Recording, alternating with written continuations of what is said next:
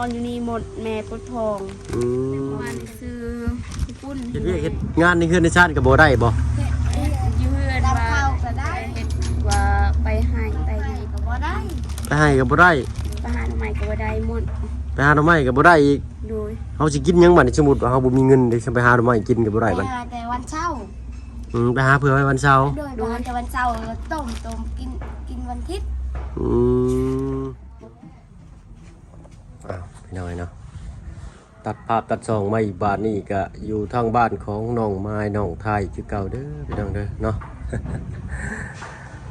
เข้ามาน้องพอดีก่อนพี่น้อยเนาะเพราะว่ามารอบนั้นเห็นแต่สร้างเพิ่นเลยเนาะรอบนี้ก็หวังว่าน้องเพิ่นคงสิมาแต่รวมเลยแหละเนาะเพิ่นไปรวมอยู่โบสถ์ประสัทซะเนาะอันนี้ก็เกือบเที่ยงเลยพี่น้อยเนาะทางเบาไล่เขามาผัดว่าพ่อทางบ่เพิ่งเขามารอบที่3เลยพี่น้อยนี่ จังได้กันตามแต่เนาะสีเขามาหาไปเวียนอยู่กับน้องคนนี้แหละเนาะมันก็ได้เนาะก่อนอื่นได้ก็เลยเนาะ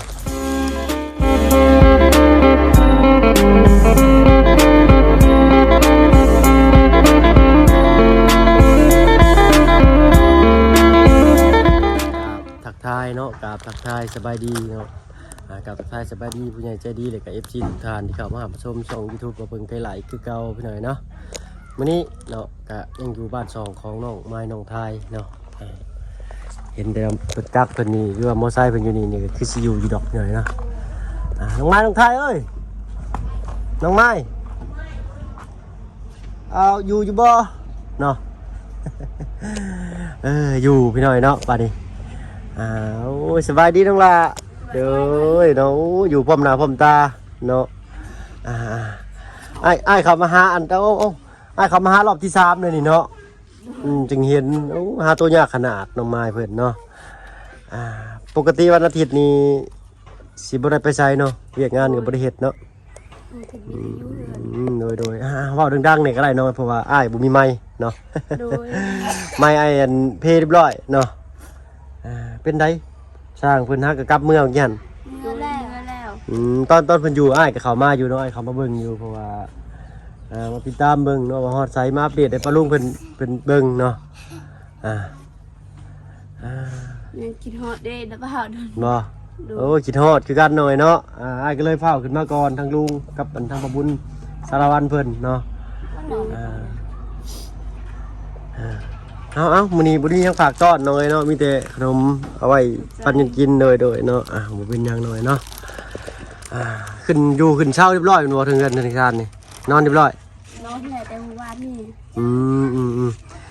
นอนแต่เมื่อวานนี่แต่ว่าสร้างเพิ่นก็เฮ็ดแล้วมื้อนี้พี่น้องเพิ่นมาเก็บมาเป็นลมหน่อยนึงเลยก็จะลบเหลี่ยมเสาให้น้องเพิ่นพี่น้อยเนาะเป็นได้ขึ้นพักขึ้นเสาน้องล่ะพันดีอยู่อ่ะพันอยู่เดียวว่าพันเนาะอาจจะทำความพันจักหน่อยเนาะขานอนอยู่เฮือนโดยน้องชายเป็นนอนนี่นอนอยู่เฮือนตอนนั้นแม่เจ็บท้องแม่จะเจ็บท้องดูมืออะไรบ้าสิมือนั้นมือละบ้าสิมือนั้นเองเนี่ยอ๋อผมเจ็บท้องมือนั่นเลยเป็นเศร้าว่าแม่พออยากไปให้จะไปให้มื่อเช้านี่เพิ่นไปเรียบร้อยไปให้เลยยังบ่ได้ไปยังเจ็บอยู่โอ้ยเป็นได้กินหืดกินยาเลยบ่พ่อเจ้าเพิ่นไปซื้อหืดซื้อยาให้บ่ฮะยังไม่ได้ซื้อว่าไปส่งสโลมจะไปใส่สโลมโดยเอา300,000เงินดีบ่มอบเงินเฮาบ่ต้องซื้อให้แม่หากิน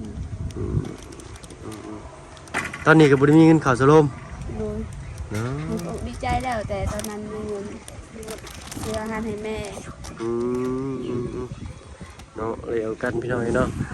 เจ็บท้องเป็นได้แต่ว่าสิไปเข้าสโลมคือบ่ไปให้เพิ่นตรวจเบิ่งก่อนยังบ่ได้ตรวจไปมาคลินิกบันดงนี่บ่เนาะก็เรียกว่าไปให้เพิ่นตรวจเพิ่นยังก่อนจึงว่าไปใส่น้ำเกลือก็ได้เนาะมันสิเกี่ยวบ่พี่น้องเนาะเจ็บท้องเลยใส่น้ำเกลือนี่มันบ่แม่นนะเนาะต้องให้เพิ่นตรวจเบิ่งก่อนเด้อน้องเด้อเนาะเมื่อกี้นี่ก็เห็นพ่อเจ้าขับรถคันสีฟ้าไปทางนั้นบ่เห็นเพิ่นพาไปเลยบ่ยังบ่ฮู้คือกันทางเจ้าก็อยู่นี่ไผสิอยู่ถึงเงิน มีใครเนี่ย ระยะระยะนอนอยู่นี่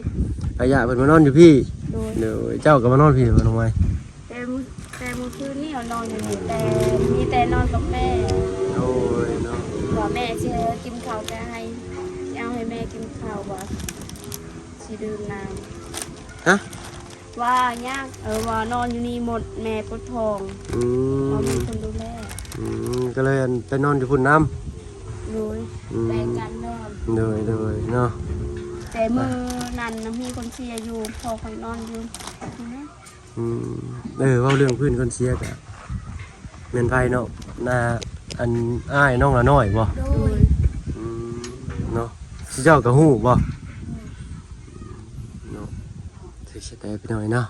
เอาเรื่องโชคเรื่องเสาเฮาบ่เว้าดีกว่าเนาะแล้วจังไปถามน้องละน้อยเพิ่นเพิ่มเติมอีกพี่น้อยเนาะตอนนี้ก็เฮาบ่อยู่ในความโศกความเศร้าดีกว่าเนาะน้องไม้น้องทาย โดย กินข้าวกินน้ำกันยังน้องหมามื้อนี้ ยังไม่ได้กินข้าว น้องบ่ทันกินข้าวอยู่อ๋อต้องสิเที่ยงได้นี่บ่เจ็บกระเพาะบ่ ก็กินแล้วข้าวเสาร์ ยังแต่ข้าวเที่ยง อืม ข้าวเที่ยงนี่ยังบ่มีหยังกินเลย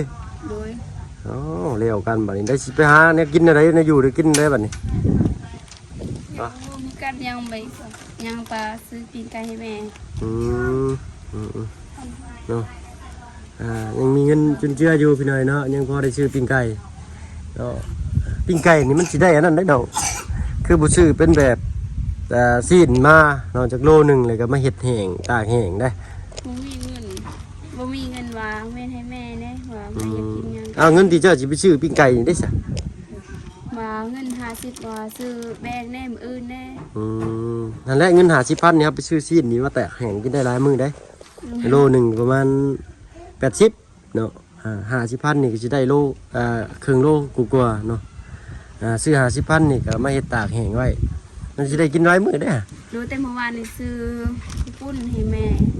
ปีนไก่เซาพัน เนาะเอาความกินความอยากก็มักบ่คือกันพี่น้อยเนาะเฮาสิไปแนะนำให้เพิ่นกินนั่นกินนี่ก็บ่ถูกเนาะเพิ่นอยากกินหยังก็สุดแต่เพิ่นพี่น้อยเนาะเป็นไข่เป็นอย่างอยากกินหมดอย่างอยากกิน บ่แม่นเพิ่นท้องอีกบ่ ปวดท้องละจะปวดท้องแน่เจ็บไข้แน่ บ่แล้วอย่าเพิ่นเป็นท้องลูกอีกแล้วบ่จักแม่เจ้านั่นอยากกินนั่นกินนี่ตลอดนี่ โมแม่น ผมแม่ เนาะหากบ่ได้เข้าไปหาเพิ่นนั่นต้องเข้าไปเพิ่มเติมอีกพอดีแหละเนาะอันตอนค่ำๆให้ทางเงินเบาเสียงเพิ่นขึ้นมาพอดีพี่น้อยเนาะทางเบาเสียงเบาลี่เบาเหย้าเพิ่นก็สิพากันขึ้นมาแล้วเนาะให้เพิ่นไปเบิ่งอาการอีกเติมอีกพี่น้อยเนาะทางเฮาก็ยังบ่ทันแวะเข้าไปเพราะว่าแวะเข้าไปรอบหนึงก็เห็นแต่น้องท้ายบ่เนาะโดย ทาง ยัง มา ไม่ เพิ่น ได้เห็นเบายาว บ่ยาวเพิ่นยังบ่ขึ้นมาเพิ่นขึ้นมามื้อนี้คือว่าเด้อเนาะถ้าเบิ่งเพิ่นรอดเนาะ มื้อเช้านี่กินข้าวกันยังน้องล่ะ กินกับกระปุ่น ก็ข้าวปุ้น ดู ข้าวปุ้นแบบว่าข้าวปุ้นอันใส่น้ำเส้นๆนี่บ่ ดู เนาะคิดว่ามีแต่ข้าวปุ้นแล้วก็มาตำมาหยังหั่นน่ะเนาะทางน้องน้ำเพิ่นอยู่เฮือนบ่เด้เนาะคือเห็นรถมอไซค์จอดอยู่ก็ได้คือสิอยู่ดอกเนาะ ดู มื้อวันอาทิตย์นี่บ่มีไฟไปไสเลยเนาะทางนี้เนาะ โดยว่ามื้ออื่นไปให้ อื่นไปให้เนาะแบบว่าสงัดแบบว่าอยู่นิ่งๆอยู่ซื่อๆเลยนะมื้อนี้เนาะ โดย บ่ให้เฮ็ดหยังเลยเนาะแต่กินข้าวได้ เขาได้ ดูเขาก็ได้ก็ได้ เนาะก็เดียวว่าอันว่าอาทิตย์บ่เฮ็ดหยังเลยเวียกบ่เฮ็ดข้าวก็บ่กินนี่สิบ่แม่นเนาะข้าวนี่กินได้อยู่เนาะเนาะ เฮ็ดบ่ได้ข้าวก็กิน โดย ต้นใหม่ก็บ่ได้ ยามาตก เพราะว่าอาทิตย์ขึ้นต้นไม้ก็บ่ได้ โดย ไปหากินก็บ่ได้ บ่ได้หมด ไปหาอยู่หากินก็บ่ได้ อาบน้ำห้วยได้ หาน้ำห้วยได้ โดย เอ้าแปลกแท้พี่น้องเนาะ เอาเนาะก็เว้าโน้มวนกับน้องเพิ่นซื้อเด้อพี่น้องเด้อเนาะคิดว่าโอ้เนาะว่าอาทิตย์หยุดเบิดเลยเฮ็ดเวียกเฮ็ดงานในเฮือนในชาติก็บ่ได้บ่ อยู่เฮือน ดำ ว่า ข้าวก็ได้ ดำมือก็ได้บ่ได้เฮ็ดว่าไปให้ไปหยังก็บ่ได้หมด ไปให้ก็บ่ได้ ไปให้ก็บ่ได้ ไปหาหน่อไม้ก็บ่ได้หมด ไปหาหน่อไม้ก็บ่ได้อีก โดย เฮาสิกินหยังบัดนี้สมมุติว่าเฮาบ่มีเงินได้สิไปหาหน่อไม้กินก็บ่ได้ ไป บัด หาแต่วันเช้า ไปหาเผื่อไว้วันเสาร์ โดยไปหาแต่วันเช้าแล้วต้มกินวันอาทิตย์ อืม บ่มีก็ตำแจวอีก บ่มีก็ตำแจ่ว โดย ข้าวบ่มีก็ตำได้วันอาทิตย์นี่ โดย อืม ว่ามือบ้านว่าแถวบ้านมือเขาว่าตำบ่ได้แถวบ้านก็ตำได้ บางบ้านก็ว่าตำได้บางบ้านก็ตำบ่ได้บ่ โดยชาวบ้านว่าให้เขาเฮ็ด อืม เขาบ่ได้เฮ็ดแบบนั้น เหนื่อย บ้านก็เฮ็ดบ้านก็บ่ได้ บางบ้านก็เฮ็ดบางบ้านก็บ่เฮ็ดเนาะน้องเนาะ โดย ความหมายนี่ก็คือสิว่าประมาณนี้พี่น้อยเนาะบางครอบครัวซะว่าซั่นซะเนาะเพิ่นก็ยังเข่งขัดกับศาสนาเพิ่นก็บ่เฮ็ดเลยวันอาทิตย์บ่เฮ็ดหยังเลยเนาะ โดยมือวันอาทิตย์ว่าตำเขาบ่ได้บ้าน บางคนก็บ่มีกินก็จำเป็นต้องตำ โดย โดย คือสิแล้วนี่เขาก็ต้องกินสติเนาะแม่ว่า แต่บ่มีข้าวกินก็ตั้ม สมมุติเฮาบ่มีอาหารกินเฮาก็ต้องไปหาที่เนาะวันอาทิตย์ได้จ้ะหันหน้าเนาะ มีงานกินก็อย่าไปหา เนาะยังไงก็ต้องเฮ็ดแหละวันอาทิตย์ก็ได้ โดย เนาะหักหยุดไว้ก่อนเนาะอันนี้คือว่าเรื่องใหญ่เนาะโอเคเนาะ เนาะอ้ายเขามาอัปเดตเบื้องบ้านน้องซื่อๆเนาะน้องเนาะมาเยี่ยมมายามเนาะอีกมือว่างเบิ่งมือแรงตัวมือแรงกับมืออื่นทางอ้ายก็สิเดินทางกลับแล้วเนาะเพราะว่าทีมงานก็ผ่านขึ้นมานะเนาะ โดย อันบ้านช่องเงินซ่านก็อยากแนะนำอีกน้องอีกเพิ่มเติมเด้อน้องเด้อเนาะอันเอาผ้าเช็ดถูน้ำเด้เนาะ บ่มีน้ น้ำน้องนี่ก็ได้นี่เอาบิดหมาดซื่อๆเอาบ่ต้องเป็นเอาน้ำสะอาดแห้งอะไรดอกเพอมันบ่แดงดอกน้ำก็ได้เนาะมันเริ่มใสแล้วน้ำก็ได้ตักขึ้นมาทางหนึ่งมาบิดหมาดเช็ดก็ได้เนาะ หาเสร็จแต่มันบ่ออก บ่เหลือดอกสิบ่ออกเนาะต้องเช็ดคราบ ำ ขาวๆน่ะ เฮ็ดเด้ หึ ใช้สบู่ สบู่ก็บ่ใส่ก็ได้เนาะบิดน้ำเปล่าๆนี่ก็ออกเนาะลองเช็ดมึงโลดว่าบ่เสืออ้ายนะเนาะคันว่าเช็ดบ่ออกได้สิมาเช็ดให้เบิดนี่เลยอ้ายหาประกันเนาะ ไปอีกกัน เนาะอันบ่พาเฮ็ดก็ได้เนาะเพราะว่าเป็นวันอาทิตย์เอาไว้อันมื้อหน้ามื้อใดก็ได้นะน้องเนาะเอาแบบว่า ก่อนสิเฮ็ด โดยเอาไปสะดวกสบายเจ้าน้องไอ้เนาะอ้ายก็บ่ได้ว่าให้เจ้าเฮ็ดตอนนี้เด้อเนาะแบบว่าสะดวกสบายชื่อเจ้าหั่นละเนาะเฮ็ดให้มันงามเฮือน แม่นเนาะ พื้นก็เอาบ่ได้หมดบ่ได้มีใช้แล้ว อืมเศษไม้น้อยๆก็เราเก็บนี่ก็เก็บไว้หน่อยเนาะอันนี้ก็ให้พ่อเจ้าเก็บไว้ไม้ตอกปูนปีนนี่ก็ให้เราย่อขึ้นไว้ที่สูงๆเนี่ยเนาะปะไว้จังซี่ก็บ่งามนะเนาะให้มันสะอาดไปเลยก็ดีเนาะ ให้มันแห้งก่อนสิตัดหมดนี้ เลยเนาะก็มีแต่นี่กับตะปอกตะปูเหียอยู่นี่เก็บถิ่มเด้อน้องเด้อมันสิตีนรถเจ้าเองแล้วสิหัวเนาะเสียเงินไปจอดไปเปลี่ยนใส่อีกเด้อเนาะ อย่าบ่มีงานอีก งานนั่นแหละเนาะก็ต้องเบิ่งแย่งเอาแล้วเนาะก็เฮาฮู้อยู่มันสิเป็นอันนี้เฮาก็ต้องเฮ็ดรัดไว้เลยเนาะคือเฮาเป็นไข้เฮาฮู้ว่าเฮาสิเป็นไข้เฮาก็ยังกินยารัดไว้เฮาก็ย่านเนาะอันนี้คือกันเด้อนี่เนาะ เขาเก็นนี้ทางพญาจิดีตีมอบเงินว่าซื้อข้าวให้แต่ตอนนั้น มีเป้าหัวซีแล้วยังซอง ยังซองเนาะ โดย เอาไปชี้เอาบ่หรือว่าตำ หัวซีเงินทับเงินอีกมอง เนาะเฮามีเงินเฮาก็เอาไปชี้เฮาบ่มีเงินเฮาก็ตำ โดย อืม ดีใจที่เงินใบเงินทับเงินอีกที่มองยาเป็นป่วยเป็นไข้นั่นแหละมันยาก เนาะเพิ่นให้ก็หลายเทื่อเลยเด้อน้องเนาะโอ้ยดีใจนำน้องเพิ่นเนาะขอบคุณผู้ใหญ่เพิ่นเนาะเบิดเพิ่นเอามาให้ก็พอได้แต่ซื้ออยู่ซื้อกินนี่เนาะน้องเนาะ โดน ซื้อหาแน่ อืม ยานเป็นไข้เป็นหวัดแล้วก็ยากบ่มีเงิน แต่นี่ผู้ใหญ่เพิ่นให้แล้วก็เก็บไว้เนาะ โดย เพราะอะไรอันยามเป็ดยามไข่ยามเจ็บยามไข่คือสิแหละเนาะโอ้คือบ่เห็นทางพ่อเจ้านั่นมื้อนี้คือว่าเห็นขี่รถกายไปพ่อเจ้าบ่ขี่รถคันสีฟ้าๆนะอ้ายว่าอ้ายแม่นอ้ายจำได้อยู่เนาะเนี่ยไปแต่พี่หน่อยเนาะเพิ่นขี่อยู่ถนนพุ่นแหละจักสิแม่นบ่บุเนาะคือเห็นพ่อเจ้าเข้าไปยิงนี่บ่อยๆอันเป็นนั่นเฮือนพี่น้องบ่ โอ้โมโหคือกัน เห็นแต่ทางพ่อเจะดอกขี่รถขึ้นไปนี่นะเนาะเห็นเป็นขี่ขึ้นไปตลอดอยู่ขี่รถชี้ฟ้านั่นเนาะเราก็บ่ได้ถามไปดอกพี่น้อยเนาะเนาะกระต๊อบบ่ดีบ่ได้อยู่บ่บัดนี้เนาะ พ่อไม่ได้ดู ต้องคอยว่าอยู่จังซั่นแล้วเย็นซ้ํเนาะ โดยฮาบ่นี่ไปลินอยู่นี่แต่เมื่อวานนี้บ่ได้ไปลินมีแต่อยู่เฮือนกับแม่ อืม มื้อค่าจะอยู่นี่เขานอนแต่มื้อคืนนี่มีได้นอนมือเดียวนอนบ่ได้นอนมีแต่นอนกับแม่ โดยน้องๆเนาะเป็นอะไรฟ้าลมฝนตกกับบ่ได้หัวบ่น้อง บ่ เช็คเบิ่งเด้อเนาะเวลาฟ้าลมฝนตกมากก็อันเบิ่งว่ามันอันสังกะสีมันบ่แจ่บ่จมบ่ได้ถ้าว่ามันดังเติมๆก็ให้แจ้งทางทีมงานก็ได้เนาะแจ้งทางไผก็ได้เนาะเดี๋ยวสิให้สร้างเพิ่นมาประสานงานให้เนาะให้เพิ่นรีบแก้ไขหั่นนะเพราะว่าบ่ยากดอกสร้างชุดนี้ฮะเนาะ โดย เนาะก็ให้เบิ่งนำกันนั่นแหละเนาะกับอัน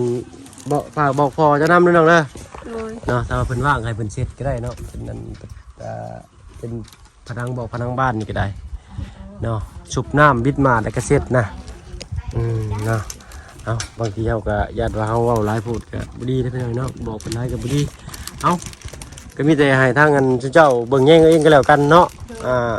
เดี๋ยวมื้อหน้ามื้อในทางทีมงานเนาะมาครบหน้าครบตาแล้วก็สิพานขึ้นเฮือนขึ้นชาติน้องเพิ่นเลยเนาะ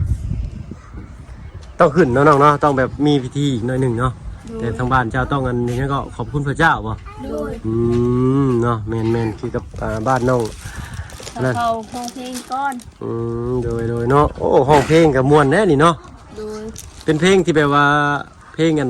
เฉพาะกับอันเพลงเป็นเอิ้นเพลงหยังเนาะเพิ่นไอ้ก็บ่เว้าบ่ถือกันแม่ เรื่องราวเพลงพระเยซู อ๋อเพิ่นสิห้องเพลงพระเยซูก่อนเนาะ โดย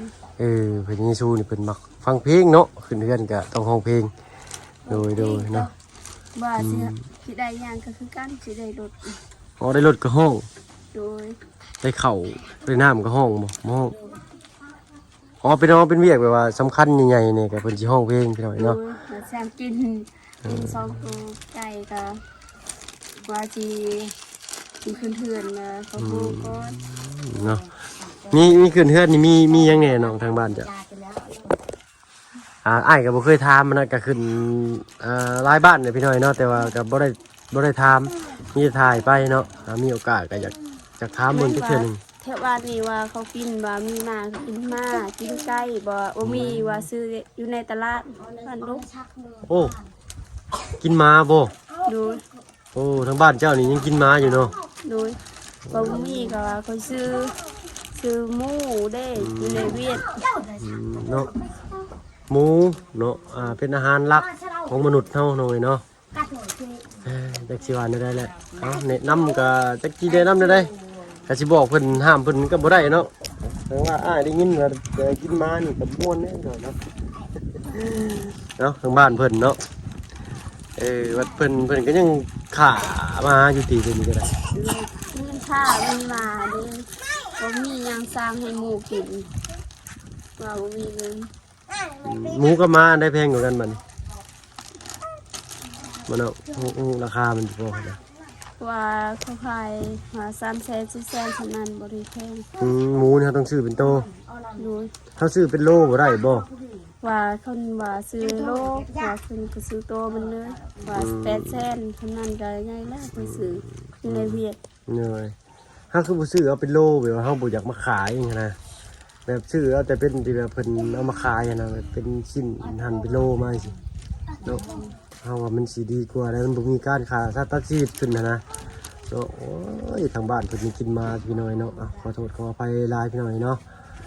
มันเป็นหยังทางบ้านเพิ่นเนาะ ที่บ้านว่าทั่วนี้มีแต่กินแบบนั้น ทางบ้านเจ้ามีได้กินแบบนั้นเนาะน้องเนาะ ดู ใครกับพายิสูคือกัน เนาะพายิชูก็กินบ่ กินมาสร้างให้สุก สร้างว่าเลยพี่น้องเนาะเอาอะไรก็ตามแต่พี่น้อยเนาะบ่เป็นหยังก็มีแต่มีฮู้แล้วบ่น้องมืออันสิขึ้นเรือนขึ้นศาล ยังรู้คือกันแม่คอยยังปวดท้อง แม่ยังปวดท้องโอ้พอดีเด้อเนาะ ท้องก้อน ก็ถ่าทีมงานเลยเนาะ ดู มาพร้อมกันจังมาแสดงความยินดีน้ำน้องเพิ่นพี่น้อยเนาะบ่ได้มีผูกคอต่อแขนแน่เนาะว่าจะเนาะ บ่มีไฟสูบว่าสิดื่มเบียร์จะกินหยังบ่ได้ หึ บ่ดื่มเบียร์บ่ได้ ลืมเบียร์บ่ได้ ดู ดื่มเบียร์บ่ได้ ดูเบียร์บ่ได้ อ๋อกินเบียร์บ่ได้ ดู ก็คิดว่าลืมเบียร์เนาะพี่น้องเนาะ ขอโทษขออภัยพี่น้อยเนาะ คือว่ากินเหล้ากินเบียร์บ่ได้มันมื้อนั้นเนาะ บ่ได้หมดไผสู้ ดีอยู่บนนี้พี่น้อยเนาะแต่มื้อขึ้นเฮือนนี่คือกินเหล้ากินเบียร์บ่ได้ โดย แต่มื้อธรรมดานี่กินได้ บ่ได้หมดเปิดกินหยังบ่ได้ เอาบัดพ่อน้องน้ำดิสั่นเพิ่นเข้าไปในชูเพิ่นคือกินเหล้าจ้ะ บ่เขาบ่ได้เข้า อ๋อเราบ่ได้เข้าพ่อเจ้าก็บ่ได้เข้าบ่ พอค่อยเข้าหมดตามหาทั้งน้องทั้งเอ้ยเขาอยากเข้าหมดทั้งแม่ เหล้าเบียร์บ่กินเลย บ่ โอ้ กินบ่ได้ไผสู้ กินได้แต่มา โดยวันนั้นกินได้บ่ เป็นอาหารเนาะ โดยเครื่องเบียร์ว่ากินเบียร์บ่ได้ดอก อ๋อห้ามแต่สิ่งมึนเมาว่าซั่นซะเนาะมาเอาแต่แอลกอฮอล์ซั่นซะพี่น้อยเนาะเอาเนาะก็ขอบมุกขอบใจทั้งน้องเพิ่นหลายๆเดี๋ยวสิให้ทางลุงเฮิมเข้ามาหาเจ้าอีกเทื่อนึงก็แล้วกันเนาะมาเพิ่นก็คือสิอยากมาเบิ่งมานั่นแหละเนาะ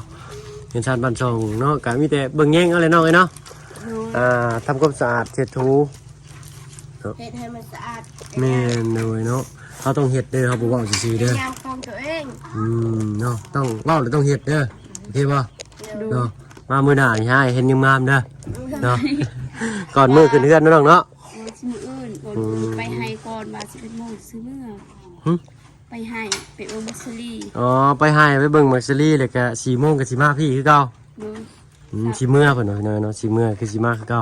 เนาะสิกลับมานะสิกลับมา สิเป็นโมงว่าไปแต่โมง ไป ไป แต่ 4 6 ค โมง น โอ้มีใครนี่ น้องน้อย น้องอ้อยก็สิไปบ่ โดย อืม นางเราไปก็ไป เราก็ไปเบิ่งให้เราคือกัน โอ้ให้เจ้าใกล้กันบ่น้องเนาะ โดนติดกัน โอ้ติดกันเลย โดน เพื่อนก็ติดกันอีกบัดนี้เนาะ เฮาบ่คือกันไผสิสอนเฮาสอนบ่ได้ทุกเส้นทางมันยากมันเปื้อนอายุ อืม บ่ได้กัน ช่วยบ่ได้ก็ให้ลงก่อน อืม ว่าสิไปให้ฮอดก่อนว่าสิเมื่อให้เอื้อยน้องอ้อยสิ โอเค บ่ เนาะ ไปแล้วสิให้บ่เคยไปโดนแล้ว อืม กันเป็นยังบ่เป็นขี่รถ แล้วยังบ่เป็นขี่รถบ่ เป็นคือคาดว่าเส้นทางมันยากสิคนสอนยานบ่ได้ ยังบ่ได้ โดยเส้นทางมันเปื้อนน่ะดิ อ๋อช่วงนี้หน้าฝนเนาะฝนก็หยุดตกไป2มื้อแล้วเนาะอ้าวก็ซั่นก็ขอบคุณขอบใจทั้งน้องทั้งสองคนหลายๆเนาะเดี๋ยวสิให้ทางลุงเฮิมเข้ามาเพิ่มเติมอีกเนาะน้องเนาะ โดยเนาะเอ้าคลิปนี้ก็ขอบคุณทั้งเจ้าทั้งจองก็แล้วกันเนาะขอบคุณทั้งผู้ใหญ่น้องเด้อเนาะมีแต่รอบมือขึ้นเทือกขึ้นซ่านพี่หน่อยเนาะโดยเอ้าลูกละ ใจเด้อทางผู้ใหญ่จิดีอยู่ในต่างประเทศทางเอื้อยเจนทาง แม่ป้าให้อยู่ดีไม่แห้งให้ร่ำให้รวยให้สุขภาพแข็งๆไปสิ่งใดมีแต่โชคดีหายอายุยั่งยืนนอนได้เงินหมื่นเกินได้เงินแสนเงินล้านเจ็บอย่าได้คนใครอย่ามีหักธนาสิ่งใดมีสิ่งนั้นให้ถึงลึกให้ถึงเลขให้รวย โอ้ ให้ ยเนาะ เบาเพิ่งทางทีมงานย้อนได้เฮือนย้อนทีมงานที่มาที่บอซอยให้อยู่ดีไม่แห้งกดซีกดไลค์กดแชร์เด้อซองเบาเพิ่ง โดยเนาะขอบคุณน้องเพิ่นหลายๆพี่หน่อยเนาะฟังแล้วก็ชื่นใจเนาะก็มีแต่นั่นแหละน้องๆเนาะอ้ายก็บ่ได้อยากวางหยังหลายเนาะอ้ายหวังแต่ว่าอยากให้เจ้ารักษาดูแลเอาเด้อเฮือนเด้อบัดนี้เด้อเป็นของเจ้าแล้วเนาะ โดย มีแต่ทางอ้ายก็สิมาร่วมยินดีนํมือขึ้นเฮือนขึ้นซ่านเจ้าอีกเทื่อนึงเนาะมื้อนี้ก็ให้ทางเงินลุงเฮิมเข้ามาเพิ่มเติมอีกก็แล้วกันพี่หน่อยเนาะขอบใจน้องหลาไปก่อนเนาะแล้วบัดนี้อ้ายสิเข้ามาหาใหม่เนาะหวังว่าน้องเพิ่นก็สิทำความสะอาดเพราะว่าน้องเพิ่นทับปากก็เฮาไว้แล้วก่อนน่าสิเมื่อแต่มื้อนั้นพี่หน่อยเนาะแต่ว่าเมื่อกระทันหันก็เลยบ่ได้เข้ามาอีกเนาะก็อยากให้มันแบบเห็นได้แบบว่ามันใหม่นะเพราะว่าเฮาเฮ็ดใหม่นะพี่น้อยเนาะแบบนี้มันก็บ่โอเคปานใดนะแล้วพอเห็นเฮือนใหม่เฮ็ดใหม่เพิ่งเฮ็ดแล้วบัดเดี๋ยวมันคือแบบมันคือบ่สะอาดมันคือมองๆแหละคนที่เอาให้มากก็เฮาบ่ได้ซื้อของเก่านะซื้อของใหม่ก็อยากให้แบบว่ามันใหม่เฮาก็สิได้ภูมิใจเนาะหรือว่าความคิดของบ่เพิ่นเองก็ขอโทษขออภัยพี่น้อยเนาะสำหรับเฮานี้มีแต่อยากให้มันใหม่เด้เฮาได้ของใหม่เนาะก็มีแต่บอกน้องเพิ่นแล้วเด้อพี่น้อยเนาะป้าลุงก็คอมเมนต์มาแน่หั่นแหละว่าให้ว่าเพิ่นกันบอกน้องเพิ่นเพิ่มเติมอีกแน่ว่าให้ทำความสะอาดโดยพี่น้อยเนาะบ่เพิ่นได้บอกน้องเพิ่นแต่รอบนั้นแหละพี่น้อยเนาะแต่ก็ยังคือเก่าก็บ่เป็นหยังเนาะอาจสิติดแล้วอาทิตย์ก็ได้เนาะเราเบิ่งอีกพี่น้อยเนาะว่าสิสะอาดหรือใดๆก็ติดตามลงกันพี่น้อยเนาะบอกอะไรใหญ่ห่างพี่น้อยเนาะคลิปนี้ก็ขอตัวลาลงแล้วพี่น้อยเนาะพบกันคลิปหน้าเอาเป็นว่าสบายดีจ้ะ